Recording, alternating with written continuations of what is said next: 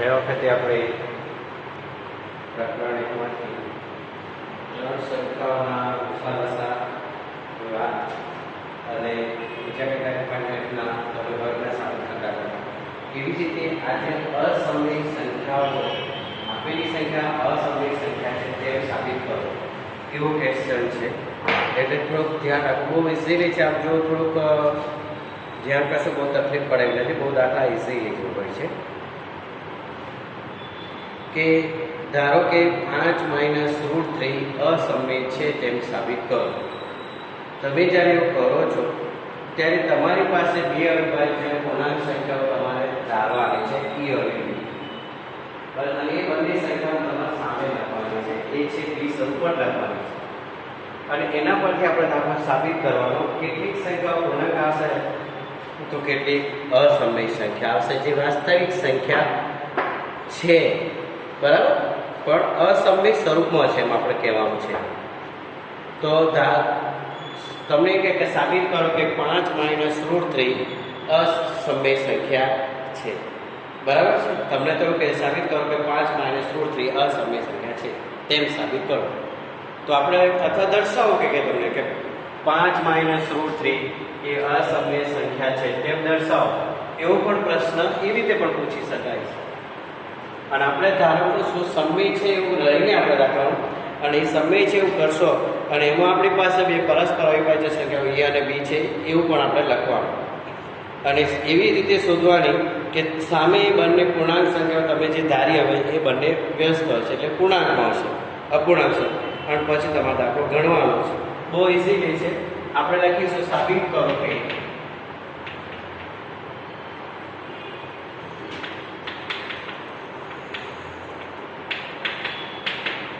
5 - √3 અસમય સંખ્યા છે. બસ આટલું જ તમને આપશે. અથવા અસમય છે એવું પણ કહી દેશે. અથવા એ દર્શાવો કે શબ્દ અથવા પહેલો આંકડો આવે એમાં કંઈ વાંધો છે. આવા જે દાખલા ગણ્યા છે એમાં થોડા પેચા જોઈએ એટલે તમને. હવે આપણે પહેલા એવું ધારવું પડે. ધારો કે 5 - √3 એ સમય સંખ્યા છે. આપણે જે ધારણા કરીએ છીએ એ સાચી છે ખોટી એ તમારે નક્કી કરવાનું. સમય સંખ્યા પહેલું વાક્ય તમારું આવું લખી દેવું. કોઈ પણ સંખ્યા આવે ત્યાં લખવાનું. પછી એવું લખવાનું આપણે પરસ્પર અવિભાજ્ય સંખ્યાઓ પૂર્ણાંક સંખ્યાઓ a અને b સુધી આપણે બે અવિભાજ્ય સંખ્યાઓ કેટલી લખવાની છે? પરસ્પર. અને આપણે આથી અવિભાજ્ય સંખ્યાઓ એ પણ લખી શકીએ છીએ. આથી આપણે અવિભાજ્ય સંખ્યાઓ પરસ્પર a અને b એવી સુધી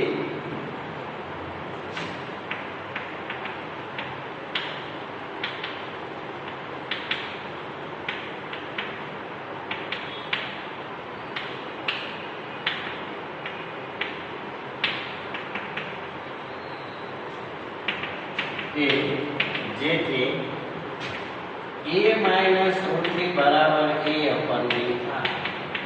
આવો હવે તમે આને સાબિત કરો.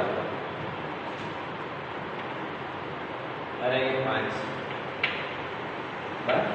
તો 5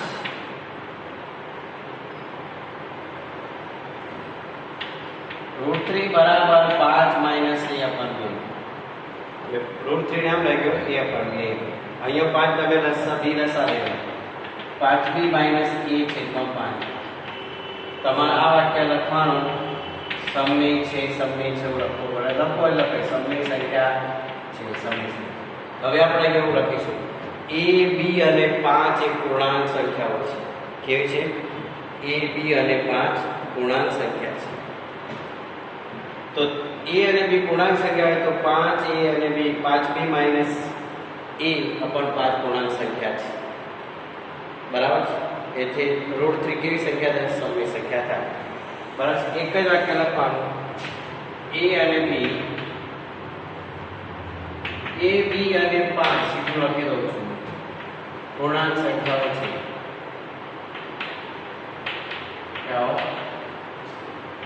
તેથી √3 પણ પૂર્ણાંક સંખ્યા તમારે અમુક લખવું પડશે ને, પરંતુ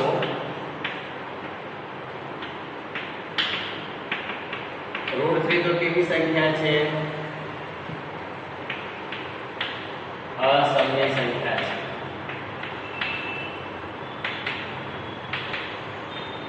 જે આપણી ધારણાને વિરુદ્ધ છે.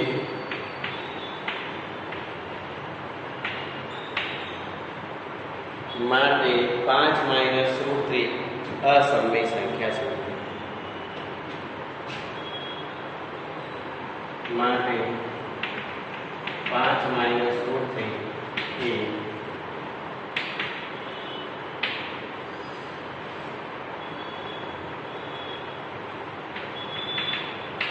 અસમય. બસ આપણું દરેક વખત તમારા આ શબ્દ આવશે.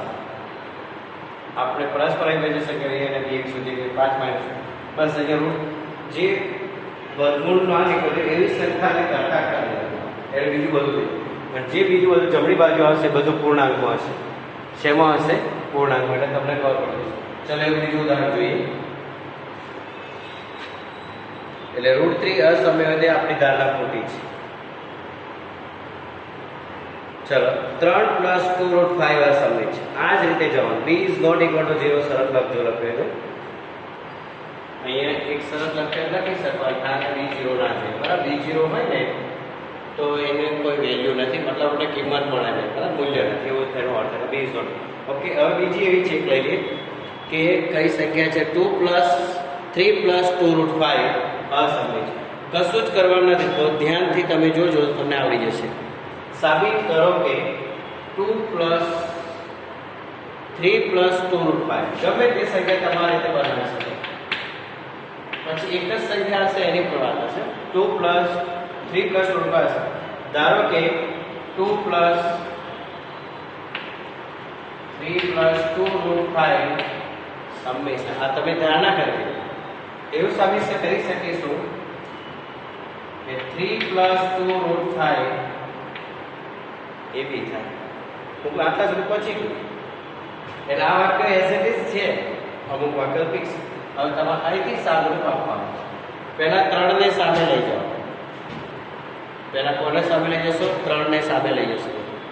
બરાબર. એટલે કે 2 √5 બરાબર a/b - 3. અહીંયા લસા લઈ જાઓ. 3 ના છે એટલે શું લસા આવશે? b આવશે. એટલે a - ab. હવે આ પકડો નીચે લઈ જાઓ. √5 બરાબર a - ab/2b.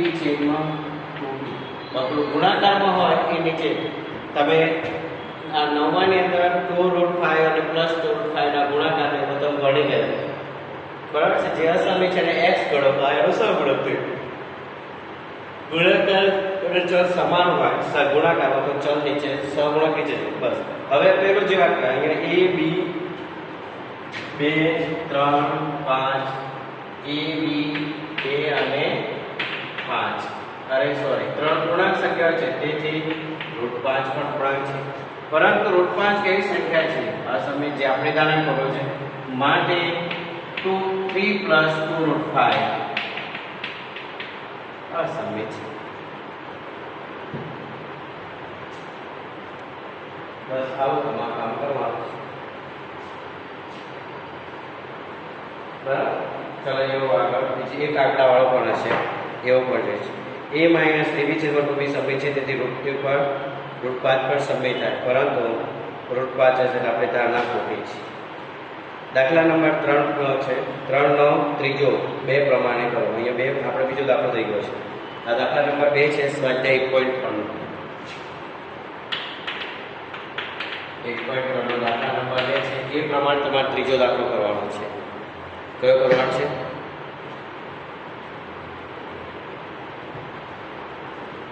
દાખલા નંબર 3 નો ત્રીજો દાખલા નંબર 2 પ્રમાણે કરો.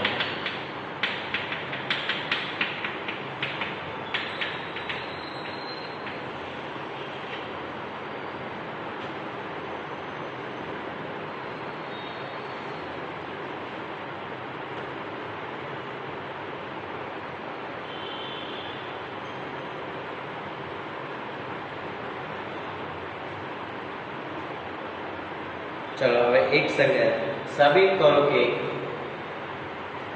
દાખલા 3નો બીજો જોઈએ 1.3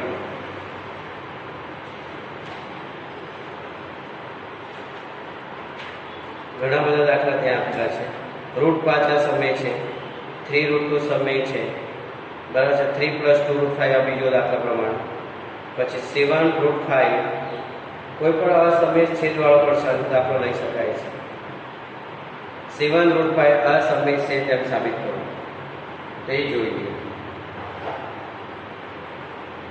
વર્ગમૂળ હોય તો વર્ગ કરી દેવાનો કરવો હોય તો ના કરવો હોય તો કંઈ પણ આ જ રીતે જજો એટલે વાંધો નહીં વર્ગ કરવાની કોઈ જરૂર નથી એ સીધું એના એ જ થશે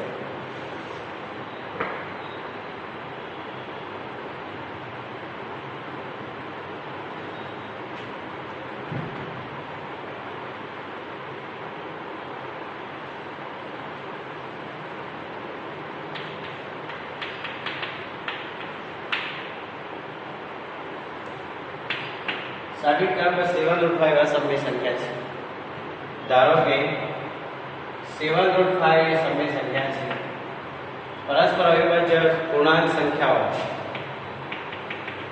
a અને b એવી શોધીએ કે જેથી 7√5 બરાબર a/b જ્યાં b is not equal to 0 √5 બરાબર a/b 7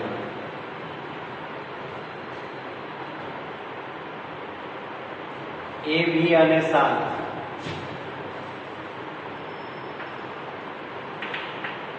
પરંતુ √5 પૂર્ણાંક છે પરંતુ √5 એ આપણી ધારણા ખોટી છે તેથી 7√5 આ સમય સંખ્યા છે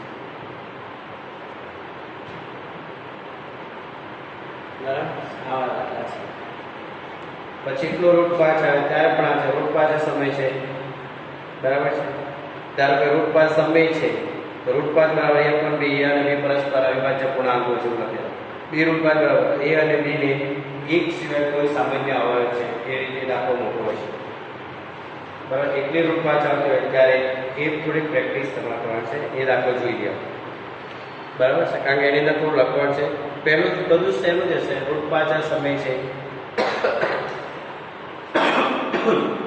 √5 બરાબર a પણ b b is not equal to 0 a અને b પરસ્પર અવિભાજ્ય પૂર્ણાંકો છે a અને b ની એક સિવાયનો કોઈ સામાન્ય હોય છે અને પંજો જ આવશે કયો આવશે પંજો એટલે એકની 7 હોય એવો દાખલો છે તમારે જોઈને દાખલા નંબર 1 જ છે પહેલો √5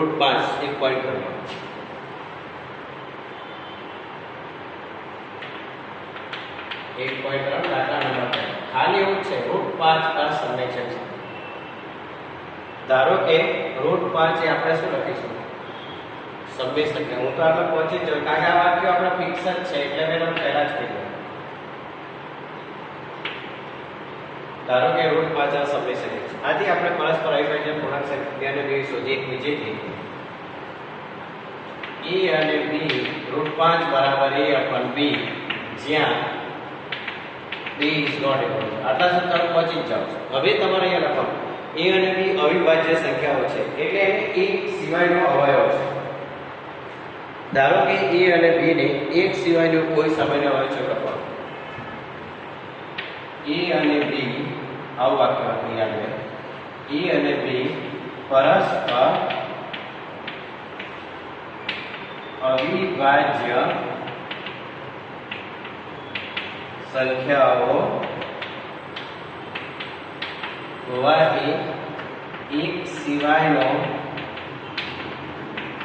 કોઈ સામાન્ય અવયવ છે અને પંજો આવશે એ તમને કહી દઉં કેમ કે તમે બંને બાજુ વર્ગ કરશો એટલે 5 બરાબર a² થઈ જશે આ તમારે કરવાનું છે એટલા માટે આપણે આ વસ્તુનો ઉપયોગ કરી રહ્યા છીએ હવે આપણે લખીશું બંને બાજુ વર્ગ કરતા એટલે b ને સામે લઈ લઈએ બરાબર પછી આવે આપણા ત્યાં આ રીતે કેટલી અંડરરૂટ આપેલી છે એટલે થોડું ધ્યાન રાખો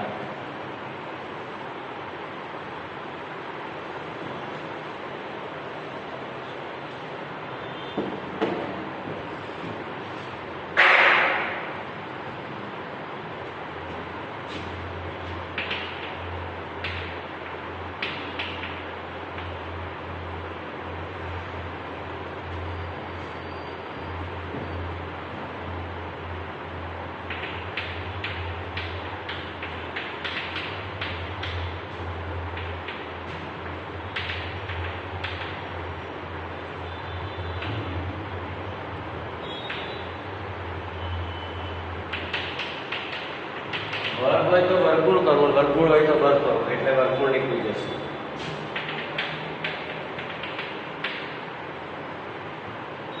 હવે બી સ્ક્વેર ને કરતા કરો.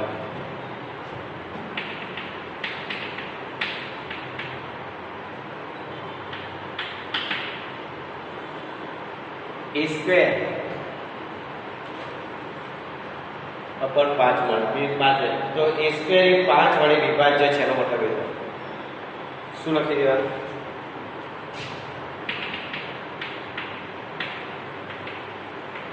બસ આવું વાક્ય તમારે બી સ્ક્વેરમાં લાવવાનું. માટે એ 5 વડે વિભાજ્ય છે, તેથી એ પણ આ શબ્દો ધ્યાન રાખજો, 5 વડે વિભાજ્ય છે. તમે 1.1 પ્રમાણે એ સ્ક્વેર એટલે કોઈક સંખ્યા છે એનો વર્ગ છે. 5 × 25 થાય તો 25 ને 5 વડે ભગાય તો 5 ને પણ 5 વડે ભાગશે. હવે એક જ નો વિધાન આવશે, એનો ધ્યાન રાખજો. હવે કોઈ પૂર્ણાંક સી માટે a બરાબર 5c લેવાનું છે, બરાબર? કોઈ પૂર્ણાંક સી માટે હવે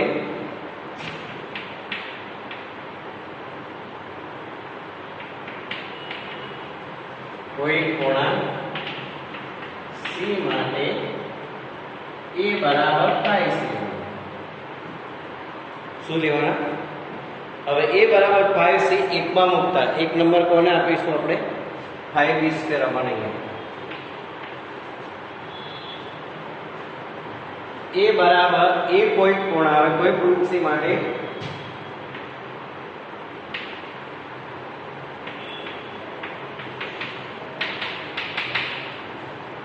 તો આની અંદર મૂકો b² upon a અને b² 5 બરાબર 5c નો સ્ક્વેર એટલે 25c² થાય b² 5 માટે b² 5 છે તો 25 બરાબર c² થાય માટે b² upon 5 બરાબર c આવશે. એટલે કે b² બરાબર 5c પણ તમે લખી શકશો, 5c².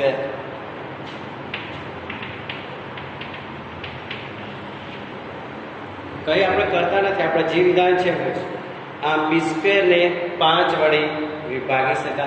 આ વાક્ય જે છે આમ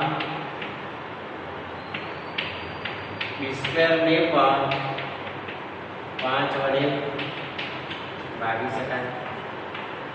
અથવા તો એવું લખવાનું તમારે b² 5 વડે વિભાજ્ય છે. અહીંયા વાક્ય છે, વાક્ય લખી દો.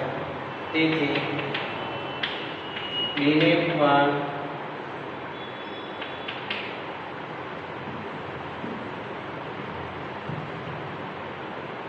5 વડે વિભાજ્ય છે.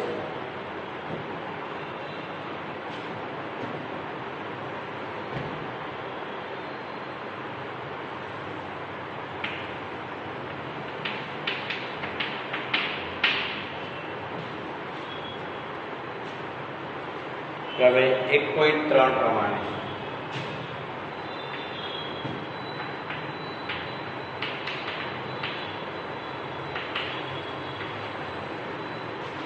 આમ એ અને બી ને ઓછામાં ઓછો એક સામાન્ય અવયવ કયો મળશે તમને?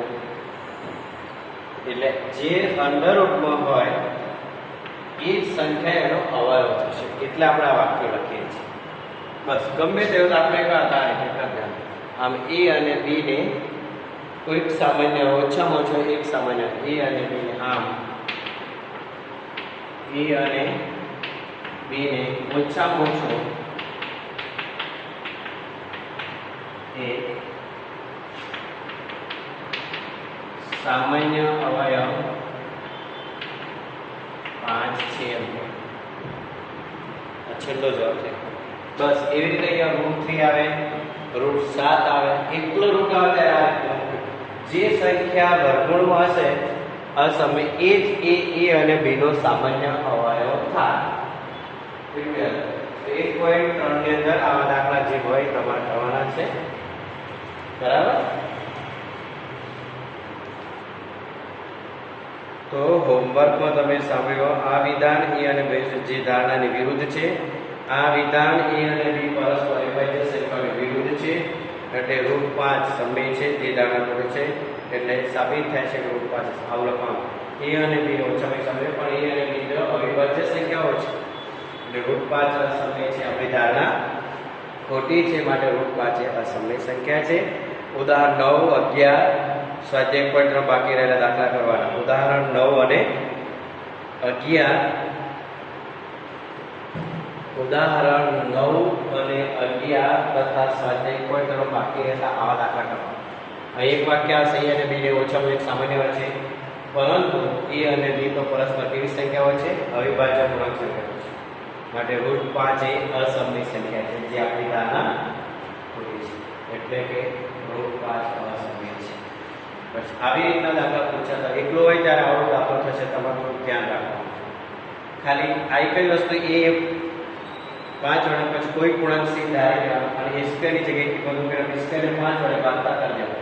માનો કે √7 હોય તો a બરાબર 7c ધાર લેવાનો તો b સ્ક્વેર 7 વડે ભાગી શકાય એટલે b સ્ક્વેર એ 7 વડે વિભાજ્ય બને છે. ભાગી શકાય એવો ના લખો હોય તો વિભાજ્ય છે તમે લખી શકો છો. ઓકે, ચલો તો 1.3 બાકી રહે તમે કરો. ઉદાહરણ 9 અને 11 કરવાનું એટલે ઘણું બધું કામ તમારી પાસે. અને આવા હજુ ચોપડીમાં દાખલા એક્સ્ટ્રા તમને નવની પર તેની અંદર આપેલા છે અને પ્રેક્ટિસ કરવા પણ છે, કારણ કે પછી આપણે હેતુલક્ષી પ્રશ્નો આવશે. બરાબર, એટલે અત્યારે તો જો હવે આપણે સામાન્ય રીત આવશે એ તમે આગળના ધોરણ ભણી ગયેલા છો એનો ઉપયોગ કરીશું. જો તમે કેટલું યાદ રાખ્યું છે આવતી વખતે જોઈશું. બરાબર છે, એટલે મુખ્ય દાખલાઓ યુક્લિડની ભાગની અવિભાજ્ય, બરાબર છે, ગમે તે રીતના ગુણાકારની રીતના તો બી તમને હવે તો આવડે છે. પ્રેક્ટિસ ધોરણ 5 પ્રમાણે કરી લેવાની. જે ભૂસા દશા તમે કયા ધોરણ ભણ્યા છો એ ચેક કરજો એટલે ખ્યાલ આવી જશે. બરાબર, અને આ પ્રમાણે પ્રેક્ટિસ કરવાની છે. બરાબર.